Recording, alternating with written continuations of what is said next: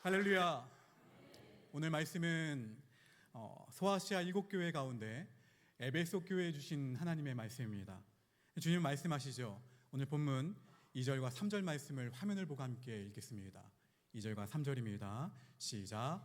내가 내 행위와 수고와 내 인내를 알고 또 악한 자들을 용납하지 아니한 것과 자칭 사도라 하되 아닌 자들을 시험하여 그의 거짓된 것을 내가 드러낸 것과 또 내가 참고 내 이름을 위하여 견디고 게으르지 아니한 것을 아노라. 당시 에베소 교회는 굉장히 모범적인 교회였습니다. 이단들로부터 진리를 소화하는 일에 앞장섰던 교회였고 겉으로 보기에는 전혀 부족함이 없어 보이던 그런 교회였습니다. 누가 보아도 좋은 교회였어요. 근데 실상은 달랐죠. 4절 말씀을 보게 되면 어떻게 시작합니까? 그러나 라고 시작합니다. 그리고 이어서 뭐라고 이야기합니까? 너를 책망할 것이 있나니 너의 처음 사랑을 버렸느니라. 그리고 5절에서는 뭐라고 말씀합니까? 그러므로 어디서 떨어졌는지를 생각하고 회개하여 처음 행위를 가지라. 만일 그리하지 아니하고 회개하지 아니하면 내가 내게 가서 내 촛대를 그 자리에서 옮기리라. 무서운 경고의 말씀이죠. 회개하여 처음 행위로 돌아가지 아니하면 촛대를 어떻게 하시겠다고요? 옮기겠다. 무슨 의미입니까? 아예 없애버리시겠다라는 말씀이에요. 에베소 교회가 다른 것은 다 잘하고 있어도 회개하지 않으면 살아남지 못한다라는 굉장히 무서운 말씀이죠. 엄중한 주님의 경고가 담겨있는 말씀입니다. 에베소 교회는 어쩌다가 이러한 책망을 받게 되었을까요? 이들의 신앙은 어쩌다가 그 신앙이 시들시들해진 것일까요? 사실 신앙은요, 하루아침에 식지 않습니다. 나도 알아차리지 못하는 가운데 영적인 잠에 빠지게 됩니다. 오늘 요한계시록 2장에 나오는 교회에 적용할 대상은 누굽니까? 교회가 아니에요. 성전된 누굽니까? 우리예요. 우리 자신이에요. 교회에 주신 이 말씀을 우리 각자에게 적용해 봐야 됩니다. 요한계시록 2장의 말씀은 소홀히 넘길 말씀이 아니에요. 주님의 말씀의 음성에 깊은 관심을 두고 귀를 기울여서 자신을 살피는 거울로 삼아야 됩니다. 첫사랑을 회복하지 않으면 촛대를 옮겨 끝내버리겠다 라고 하시는 이 주님의 심각한 경고를 듣고 각자의 현재 상태를 점검해 보셔야 돼요. 이때 점검해 보실 때 기억해야 될 것이 있습니다. 주님은 우리로 하여금 외형적으로 네가 무엇을 하느냐, 얼마나 많은 일을 하느냐, 얼마나 중요한 일을 하고 있느냐 묻지 않으세요. 주님은 뭐라고 말씀하시냐면 우리의 마음의 상태를 보라라고 말씀하세요. 마음은 없는데 그저 이 머리로만 주님을 섬기고 있지는 않은지, 우리의 몸과 이 마음이 따로 놀고 있지는 않은지 살펴보셔야 된다는 거예요. 두렵고 떨리는 마음으로 이 경고의 말씀을 들으셔야 됩니다. 주님의 책망의 말씀을 보십시오. 주님은 처음 사랑, 처음 행위로 돌아가라 말씀하셨어요. 과연 처음 사랑을 회복하라라는 이 말씀은 무슨 뜻일까요? 분명히 알 수 있는 것은 에베소 교회는 한때는 정말 뜨겁게 사랑했던 교회라는 것이죠. 세상의 어느 교회보다도 하나님을 향한 사랑으로 불타올랐던 교회였습니다. 근데 어느 순간 문제가 생긴 거예요. 실제로 에베소 교회 사정이 그랬습니다. 겉으로는 평온해 보였어요. 모두가 그래서 자부심을 가지고 있었습니다. 이단을 배척하고 진리를 지키는 일에 누구보다도 열심히 했던 교회였어요. 분명 칭찬받을 만했습니다. 그런데 그 교회 안으로 들어가 보면 어느 관계에 문제가 있었냐면 주님과의 관계에 심각한 문제가 있었다라는 거예요. 주님을 믿고 인격적으로 주님을 만나면 감탄스러울 만큼 주님을 위해서 열심히 봉사하게 됩니다. 근데 시간이 가면 갈수록 조금씩 그 활동이 그냥 무뎌져요. 약해지죠. 열심의 강도가 처음에는 강했는데 주님을 따라가는 성도가 어떻게 됩니까? 약해져요. 느려져요. 그러다 점차 뒤로 물러납니다. 가끔 공예배에 빠지더니 나중에는 보이지 않아요. 사실 한 달, 두 달, 1년, 2년은 누구나 다 열심을 낼 수가 있어요. 중요한 것은 세월이 흘러도 변함없이 초지일관 하나님 앞에 나아가는 첫사랑, 그 믿음을 유지하는 일이에요. 이것이 관건이에요. 에베소 교회에 대한 주님의 지적은 바로 이 부분에 대한 지적이셨습니다. 이제 너희가 무엇으로만 신앙생활을 하고 있다라는 거예요. 머리로만 신앙생활을 하고 있다라는 거예요. 어느 순간 자신도 모르게 믿음이 점점 식어버렸습니다. 세월이 흐르면서 아는 것이 많아졌고 경험과 경륜이 쌓였어요. 그러다 보니까 모든 것에 익숙해졌습니다. 그 익숙한 가운데에서 시들해버린 거예요. 문제는 바로 이 익숙함이에요. 익숙해지는 것은 성숙해지는 것이 아닙니다. 이 둘은 꼭 구분하셔야 돼요. 일반적으로 익숙해지고 관록이 생기는 것을 좋은 일로 여깁니다. 근데 신앙생활에서는 전혀 다를 수가 있다는 거예요. 신앙의 관록을 자랑하며 어제 받은 은혜로 오늘을 살아가려고 한다면 문제가 돼요. 그때부터 문제가 생깁니다. 가슴은 싸늘해져요. 무엇만 남습니까? 그래서 머리만 남아요. 이때 고개를 드는 것이 신앙의 형식주의예요. 이 신앙의 형식주의가 찾아오게 되면 어느 순간 영적인 활력을 잃게 됩니다. 예전처럼 활동을 하지 않아요. 근데 그 안에 생명력이 있습니까? 없습니까? 당연히 없겠죠. 무얼 해도 무덤덤합니다. 얼굴에서 기쁨이 사라져요. 모든 것을 다 해보았다라는 표정이에요. 그러면서 상황과 사람에 대한 판단과 정죄만 늘어갑니다. 열심히 하려는 사람에게 찬물을 끼얹고 분위기를 깨는 역할을 하기도 하죠. 가슴은 식고 머리로만 신앙생활을 한다라는 거예요. 순종의 삶은 어디서 나오는 줄 아십니까? 사랑의 가슴 속에서 나오는 거예요. 순종의 뿌리는 사랑이에요. 신앙의 본질은 하나님과의 관계고 그 관계의 핵심은 사랑입니다. 가슴 속에 이 사랑의 불이 꺼지지 않아야 형식주의 신앙을 극복할 수가 있다는 거예요. 만약 누군가 자신의 영혼이 어둠 가운데 잠식당하고 있는데 그 사실조차 인식하지 못하고 있다면 얼마나 문제일까요? 얼마나 안타까운 일인지 모릅니다. 의례적인 그리스도인, 형식적인 그리스도인으로 전락되고 마는 거예요. 겉으로는 다 갖추었지만 그 안에 진짜 있어야 될 것이 없다라는 거예요. 우리가 처음 사랑을 되찾아야 되는 이유는 이것을 붙잡지 않으면 죽기 때문에 그래요. 여러분, 영적인 민감성이 있어야 자신의 신앙 상태를 그냥 점검할 수가 있어요. 영적인 민감성이 약해지면 영적인 무딤이 깊어집니다. 그냥 상황과 사람에게만 그냥 잣대를 대요. 어느 순간부터 예배에 대한 기대감 없이 그저 앉아있게 됩니다. 처음 구원의 감격, 그 십자가 복음 때문에, 그 복음 때문에 내가 눈물을 흘리고 그 복음에 사로잡혔을 때 뜨거운 열정으로 불타올라서 몸 안에 있는지 몸 바깥에 있는지도 모를 만큼 그 황홀한 때와는 전혀 다른 모습이 되어버리는 것이죠. 그때는 주일을 손꼽아 기다렸습니다. 교회와 앉아있기만 하더라도 영혼을 감싸는 이루 말할 수 없는 은혜가 있었어요. 근데 어느새 그 감격을 잃어버리게 되는 것이죠. 주일 예배 한 번만 놓쳐도 그냥 며칠이 지나갑니까? 수요예배 나오지 않는다는 전제하에 보름이 지나가요. 주일 예배 한 번 빠지시면 보름이 지나가요. 주일 한 번쯤이야? 하는 태도는 아주 위험한 상태예요. 주일 예배 시간에 은혜 받지 못하면 과연 어디에서 은혜 받을 수 있을까요? 성도의 삶의 중심은 예배입니다. 예배로 살고 예배로 죽는다 해도 과언이 아니에요. 한 주간 동안 세상 가운데에서 사망의 음침한 골짜기를 걸었다 하더라도 주일에는 매 주일이 부활을 경험할 수 있어야 됩니다. 할렐루야. 그래서 무엇보다 주일 예배는 매우 중요해요. 물론 일상의 예배 가운데에서도 은혜를 받을 수 있죠. 그러나 주일 예배에 은혜를 받으면 기억하십시오. 주일 예배의 은혜를 받으면 일상의 전 영역이 그 은혜의 영역 안에 들어오게 된다는 거예요. 사실상 우리 영혼이 죽고 사는 문제가 바로 어디에 달려있다라고요? 예배에 달려있어요.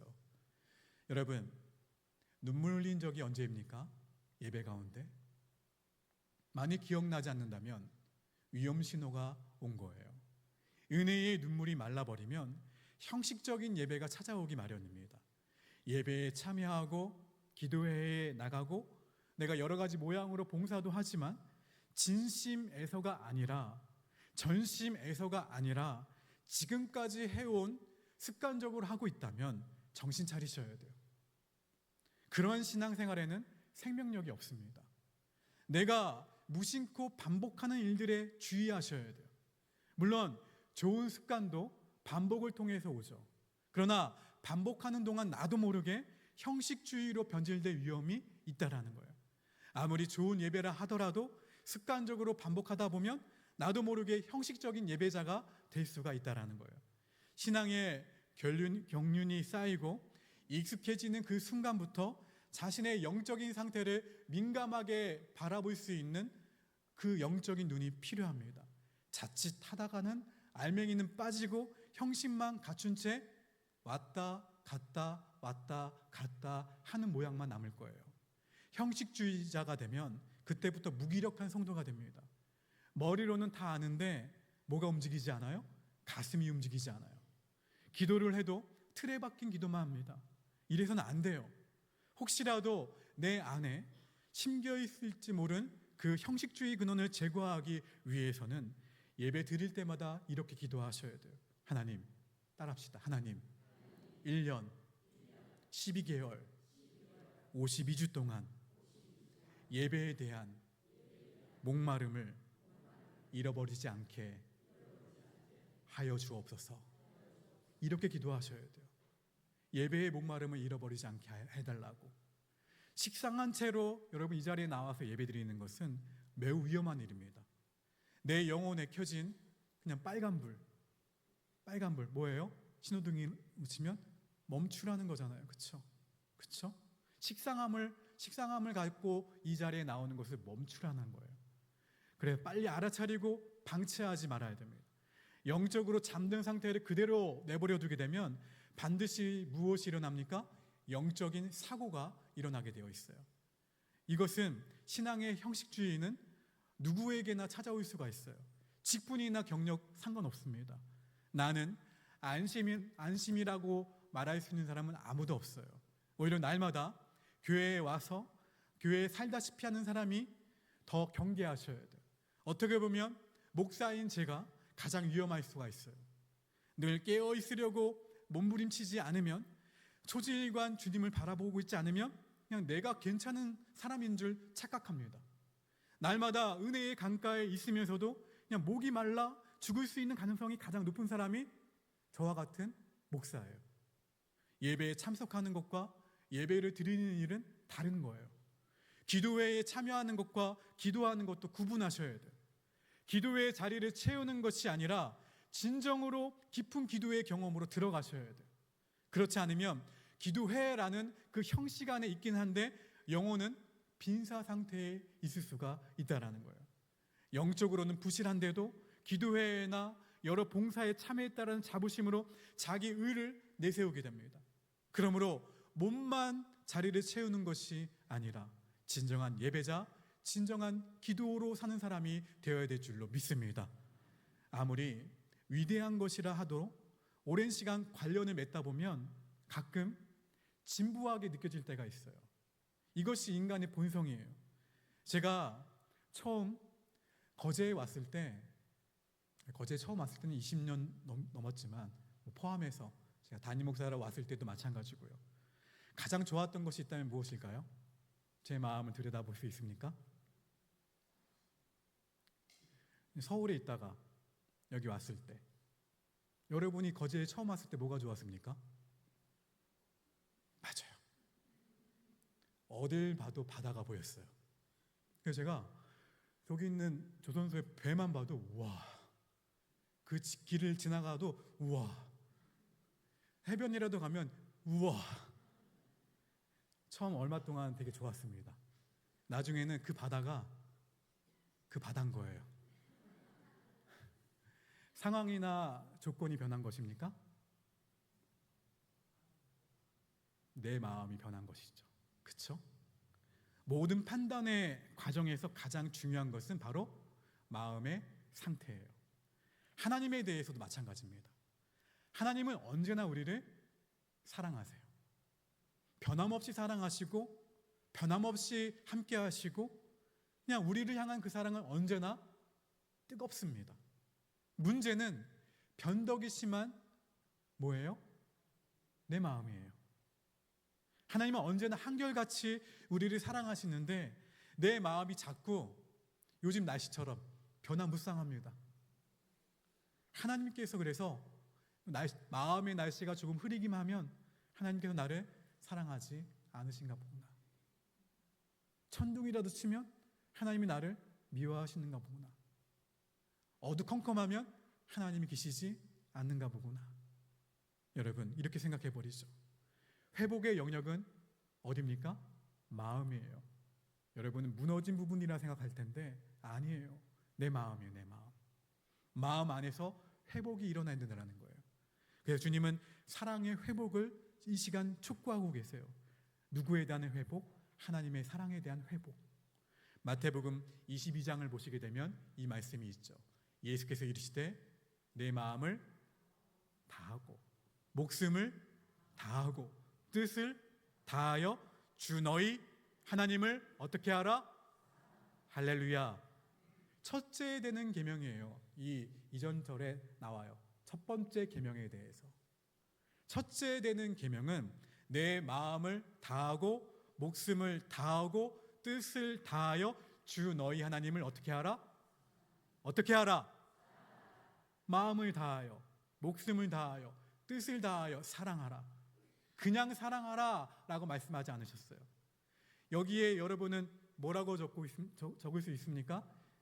마음의 반만이라도 괜찮다라고 하면 좋겠죠. 70%, 80% 정도면 충분하다. 너의 마음. 그렇게 얘기하지 않으셨어요. 마음을 어떻게 해서? 다하여. 이것은 권면이 아니에요. 부탁이 아니에요. 명령입니다. 명령. 마음을 다하여. 왜 이렇게 명령하셨습니까? 여기에 우리의 생사 화복이 달려있기 때문에. 이 명령을 가볍게 여기서는 안 돼요. 다른 것을 모든 것을 다 지켜도 이 말씀을 등한시하면 심각한 상태에 빠질 수 있다라는 거예요. 첫째 되는 계명이라 하시잖아요. 첫째 되는 계명. 이 첫째 되는 계명에 관한 것을 우리 삶의 첫째 자리에 어떻게 하셔야 돼요? 다시 올려 놓아야 돼요. 그것이 신앙의 본 궤도로 돌아가는 거예요. 이것이 회복되는 거예요. 신앙의 본 궤도의 첫째 되는 계명을 어떻게 그러면 우리가 올려놓을 수 있습니까? 어떻게 해야 사랑을 회복할 수 있을까요? 다시 요한계시록 2장으로 가보십시오. 다시 2장 5절 말씀 천천히 화면을 보고 읽겠습니다. 시작.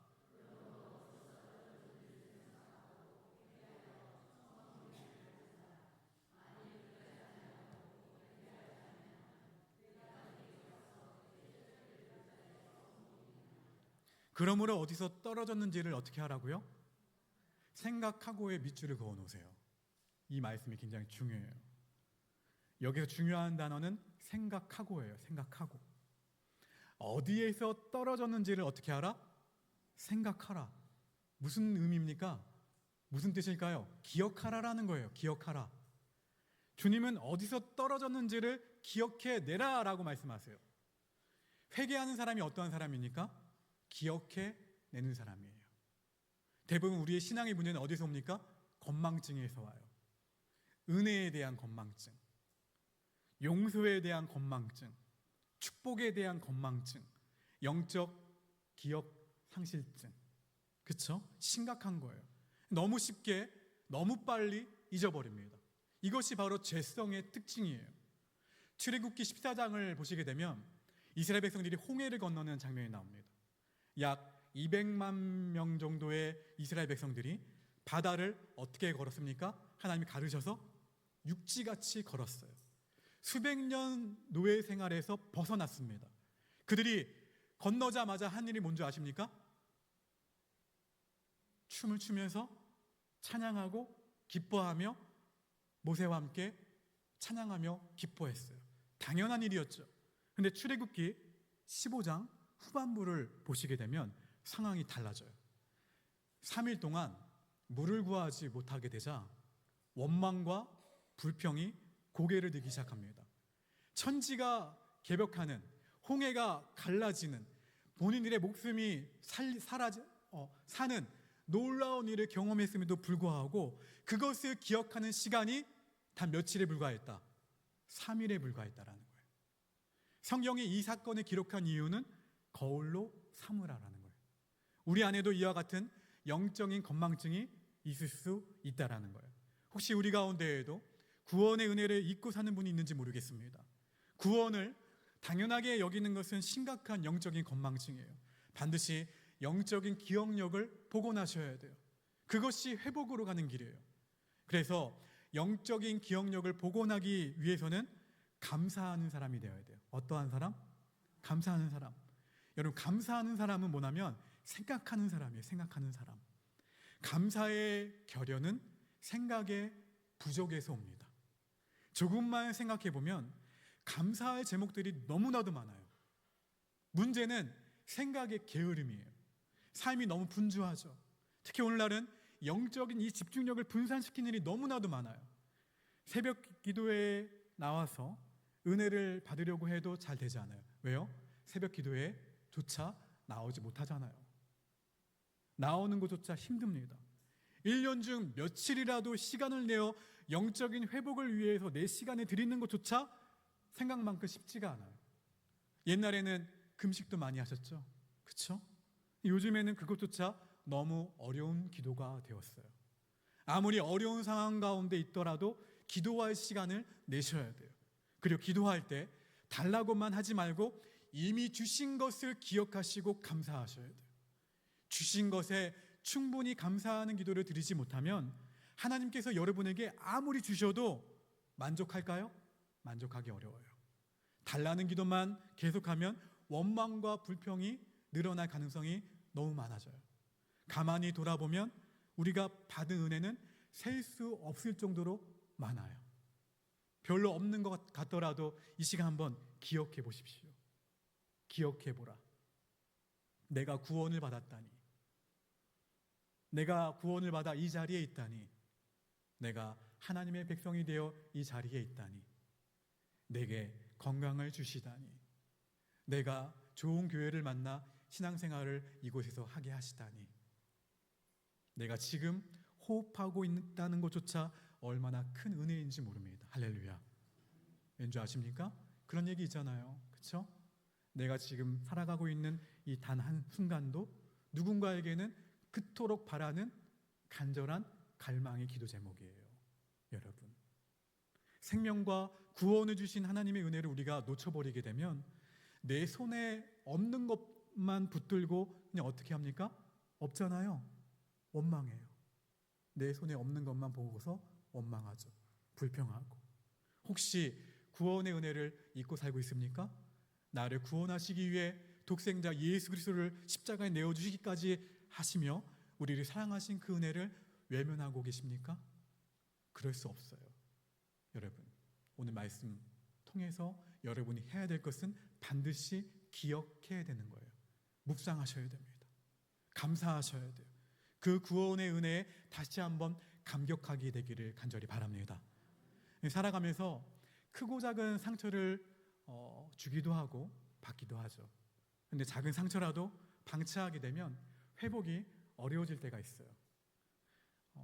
제가 부득이하게 다리를 좀 다쳐서 제가 열심히 아주 자정석 집사님 계시지만 저 열심히 나갔죠. 병원에요. 제가 그렇게 병원을 열심히 다니는 사람이 아닌데 조금이라도 빨리 회복되기 위해서 매일 또 약을 먹기 위해서 아침을 먹는 사람이 아닌데 약도 어떻게 한 줄 아십니까?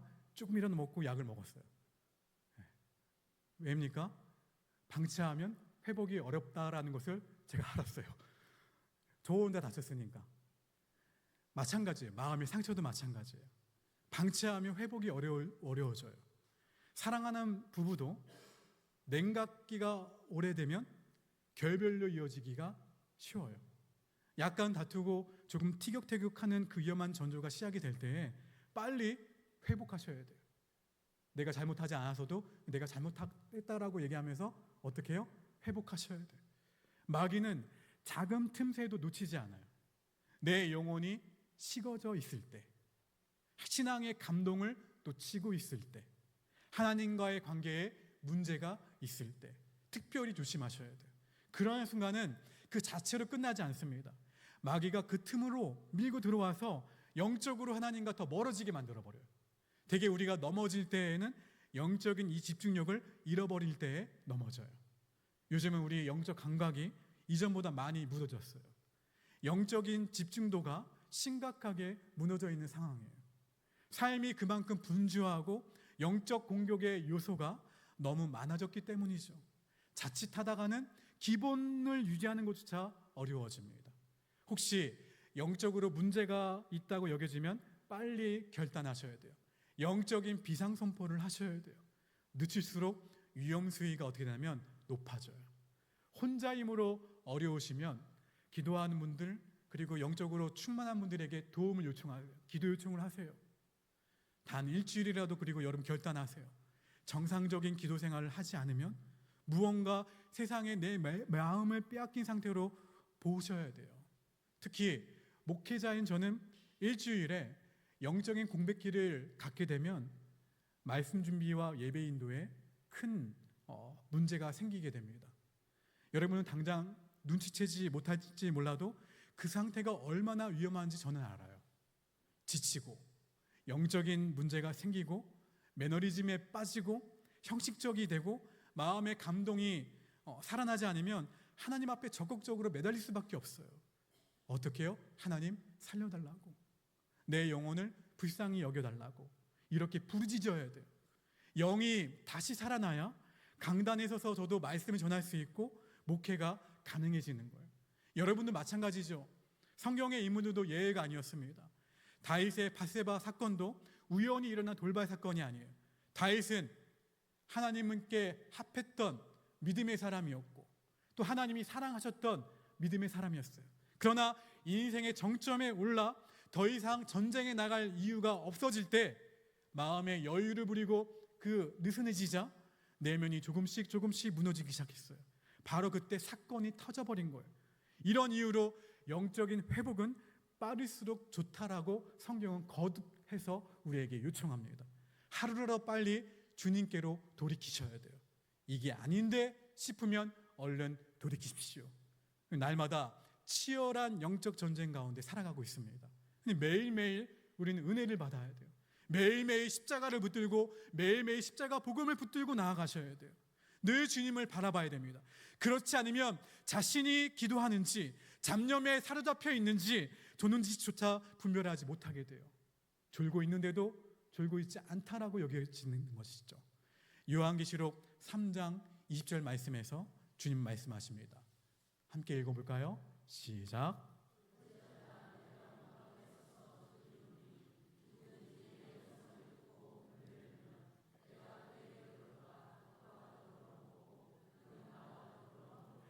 이 말씀은 특별히 그 예수님을 믿지 않는 태신자들, 그렇죠? 여러분 전도 대상자들을 생각을 하면서 이 말씀을 통해서 복음을 전하기도 합니다.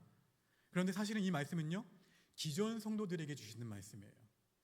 특별히 이 말씀을 나타난 그 성화를 보시게 되면 문에 고리가 있나요, 없나요? 없어요. 주님이 문을 못 여세요. 누가 문을 열어야 됩니까? 안에 있는 사람이 열어야 돼요. 예수님을 믿기는 하지만 예수님을 문 밖에 세워두고 예수님과의 교제가 끊어진 상태로 냉담한 성도에게 주시는 말씀이에요. 주님은 우리와 사랑의 교제를 나누기를 원하십니다. 할렐루야. 신앙의 핵심은 하나님과의 교제 가운데에서 누리는 임재의 즐거움이에요. 임재의 즐거움보다 더 큰 즐거움은 없습니다.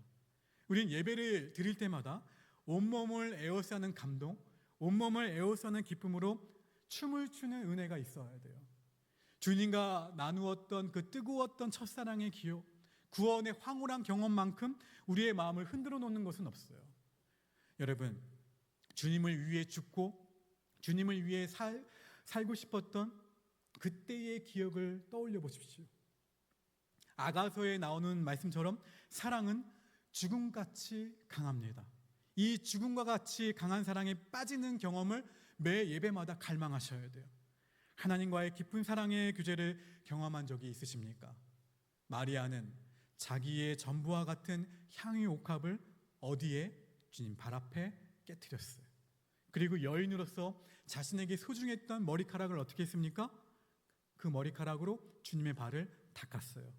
그 사랑 앞에서는 돈의 규모도 여인의 체면도 사라지고 오직 뭐만 남았습니까? 그 자리에 주님과 그 여인만 남았어요. 그것이 진정한 하나님이 기뻐하시는 예배예요. 여러분, 완전한 예배죠. 누가복음 19장에 나오는 삭개오도 마찬가지입니다. 삭개오가 주님을 만난 장면에는 뜨거운 사랑의 그 열기가 있습니다. 자기 재산의 절반을 나누어 주겠다라고 하고 토색한 것은 4배나 갚겠다라고 고백했던 삭개오. 주님을 만나는 순간 어린아이처럼 어떻게 하니까? 기뻐 뜁니다. 즐거워합니다. 삭개오에게는 이러한 기쁨은 이전에는 없었죠. 복음을 만난 하나님의 사람은 이렇게 즐거워해요. 예배가 무엇입니까? 주님과 사랑에 빠지는 것이 예배예요. 기도가 무엇입니까? 주님과 나누는 사랑의 접촉이에요. 헌신이 무엇입니까? 사랑하는 분께 드리는 열정의 표현이에요. 신앙생활은 시시한 것이 아니에요. 그래서 무덤덤하게 신앙생활을 한다는 것은 불가능합니다. 왜냐하면 주님께서 우리를 무덤덤하게 사랑하지 않으시기 때문에. 여러분, 첫사랑을 회복하시기를 주의 이름으로 축원합니다. 신앙의 활기를 되찾으셔서 영적인 능력이 내 안에서 흘러나오게 하셔요. 머리만이 아니라 어디도 뜨거워져야 돼요. 가슴도 뜨거워지셔야 돼요. 주님과의 관계가 깊어지면 순종의 삶은 쉬워집니다. 순종은 전적으로 사랑의 힘이에요. 예배 안에서 그리고 기도 안에서 일상의 삶 가운데에서 주님과의 관계 회복을 위해서 늘 애쓰셔야 돼요. 찬송가 그리고 찬양 한 구절을 부른다 하더라도 심령이 감동이 되고 영혼을 감싸는 하나님의 은혜가 여러분 가운데 있게 되기를 주의 이름으로 축원합니다. 혹시 미지근한 신앙을 품고 있는 분들이 있다면 기도와 예배의 자리에서 불이 붙는 역사가 있게 되기를 주의 이름으로 축원합니다. 매일매일 하나님이 주시는 새로운 은혜를 갈망하며 그 은혜 가운데 잠기는 우리 모두가 되기를 주의 이름으로 축원합니다. 단 하루라도 예수님 없이는 살 수 없다라고 자복할 수 있어야 돼요. 여러분, 주님과의 사랑에 빠지면 매사가 즐거울 수밖에 없습니다. 첫사랑의 회복으로 다시 한번 하나님과의 깊은 교제 가운데 잠기는 은혜가 있기를 바랍니다. 여러분, 오늘 주님은 겉모습이 아니라 어디를 보라고 말씀하세요? 내 마음을 보라고 말씀하십니다. 열심은 있었는데 너의 사랑은 식지 않았는지, 봉사는 하고 있는데 주님과의 관계는 멀어져 있지는 않은지, 처음 사랑을 잃어버린 채 형식만 붙들고 있지는 않은지 우리 자신을 돌아보라 말씀하십니다. 어디서 떨어졌는지를 생각하고 회개하여 처음 행위를 가시라. 이 시간 함께 우리가 결단하며 찬양할 때에 다시 주님 앞에 이 마음을 가져가면 좋겠습니다. 다시 처음 자리로 가져가면 좋을 것 같아요. 누구밖에 없다고, 주님밖에는 없다고, 주님만이 나의 소망이라고, 주님만이 내 영혼의 참 쉼이라고 고백하며 나아가겠습니다.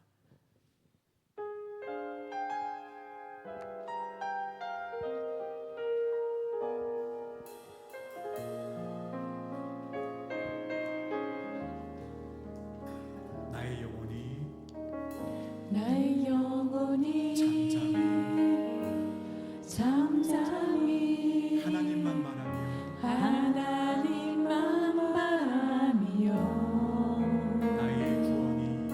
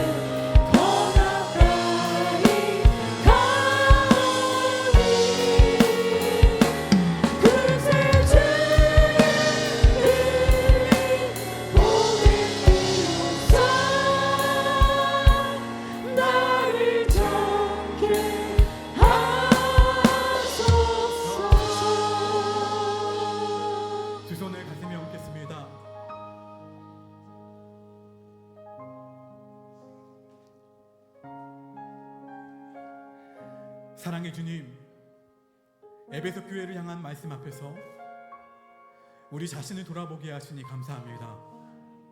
겉으로는 모범적이지만 정작 주님을 향한 처음 사랑을 잃어버린 채 살아가고 있지는 않은지 두렵고 떨리는 마음으로 우리 자신을 살피게 하여 주시옵소서. 주님, 형식만 남은 신앙이 되지 않게 하시고 머리만 남고 가슴은 식어버린 삶이 되지 않게 하여 주시옵소서. 우리가 어디서 떨어졌는지를 정직하게 기억하게 하시고 회개하게 하시고 처음 사랑, 처음 행위로 돌아가게 하옵소서. 구원의 은혜를 잊지 않게 하시고 십자가의 사랑을 당연하게 여기지 않게 하시고 예배의 감격과 기도의 눈물과 주님과 동행하는 기쁨을 다시 회복하게 하옵소서. 사랑하는 성도 한 사람 한 사람의 마음에 다시 성령의 불을 붙여 주시옵소서. 예배가 살아나게 하시고 기도가 살아나게 하시고 사랑이 살아나게 하시고 순종이 살아나게 하옵소서. 오직 주님만이 우리의 소망이심을 고백합니다. 주님만이 우리 영혼의 참된 안식임을 고백합니다. 우리의 처음 사랑을 회복시켜 주시고 주님과 깊은 교제 가운데 사랑하는 한 주간의 삶이 되도록 인도하여 주시옵소서.